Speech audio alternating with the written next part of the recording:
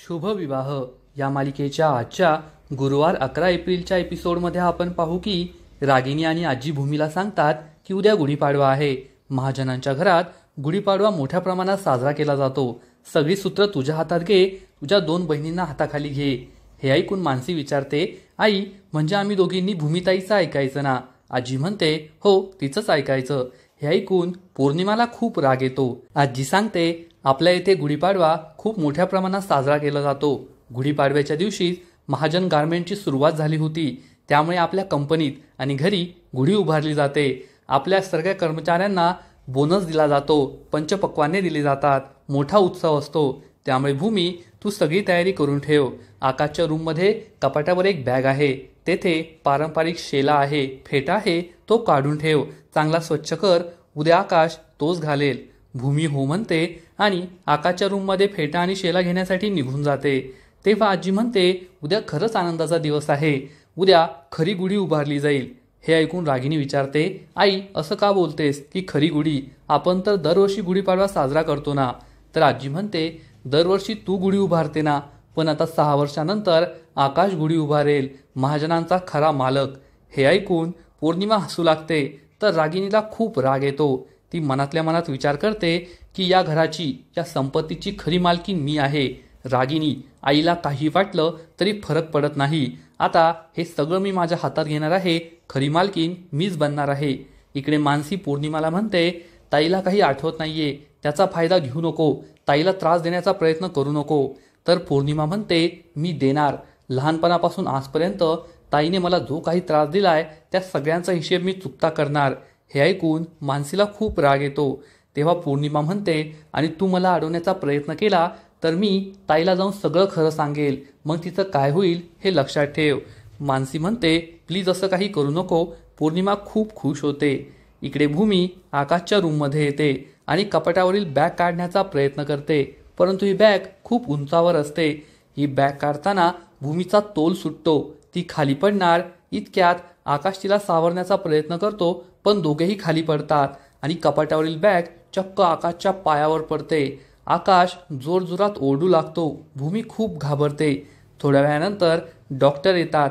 आकाशच्या पायाचा एक्सरे काढतात, तर आकाशच्या पायाला लागलेलं असतं, पायाचं हाड मोडलेलं असतं. आजी विचारते, डॉक्टर काही सिरियस आहे का? तर डॉक्टर सांगतात, त्यांना पुढील काही दिवस व्हीलचेअरवर राहावं लागणार आहे. पायाची जितकी काळजी घ्याल तितके लवकर ते बरे होतील. औषध पाण्याचीही काळजी घ्यावी लागेल.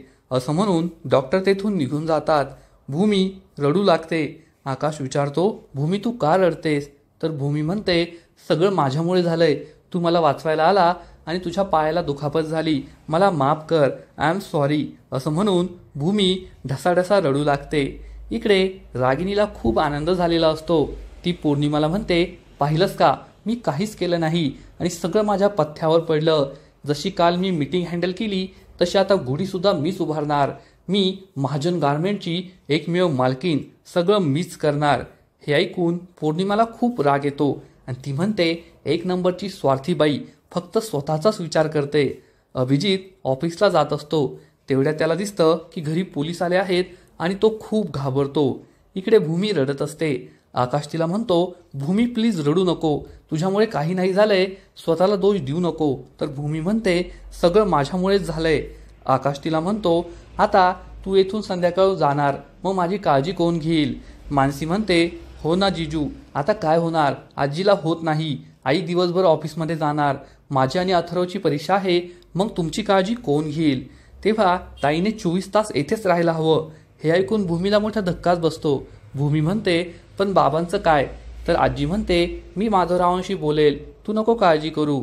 तर आकाश म्हणतो, खरंय, जर रात्री मी एकटाच राहिलो तर सगळा लोड माझ्या गुडघ्यावर येईल आणि मला आणखीन त्रास होईल. भूमी म्हणते, ठीक आहे, मी येथे 24 तास राहील. हे ऐकून आकाश आणि आजीला खूप आनंद होतो. आजी ही भूमीला आकाशसाठी काहीतरी खायला बनवायला पाठवते. त्यानंतर हे दोघे खूप खुश होतात आणि विचार करतात की आता भूमी येथे राहणार म्हणजे सगळं आपल्या मनासारखं होईल.